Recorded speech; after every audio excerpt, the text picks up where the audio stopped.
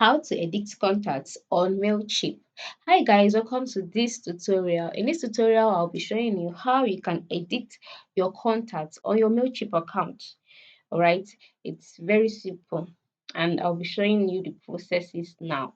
And the first thing to do is to log in into your MailChimp account. Once you're logged in, you'll be brought to the home page. This is the home page, and by the left side of the screen on the home page, you'll see a list of options such as campaigns, automations, audience. Yeah, audience is our focus. Just go ahead and click on audience. Once you click on audience, it will display a list of options all right under it, such as all contact, sign up forms, tags, segments of etc. Just click on all contacts. Once you click on all contacts, you will be directed to the contacts page. Here you would see the contacts you have. Currently, I only have one contact, that is why it is displaying only one contact. But I'm sure you'd have a number of contacts. Yes. So just go ahead and then you select the contacts that you want to edit.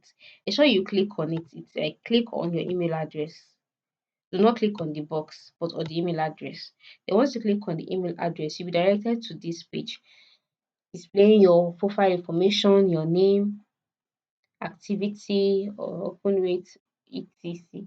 So yeah, you can see profile by the right side of the screen. You'll see your profile information. Then you see edit profile. So just click on edit profile. Then the profile will be displayed.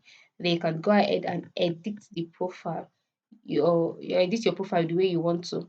If it's to add your postal, zip code, your country, phone number, your birthday, etc. You just go ahead, edit it, and then once you're done, ensure you click on save changes. If not, the changes will not be saved and there will be no change to your profile or to your contact. Just save changes and that is it.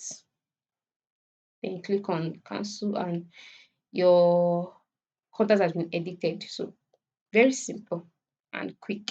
So this is how to edit contacts on MailChimp. Thanks for watching.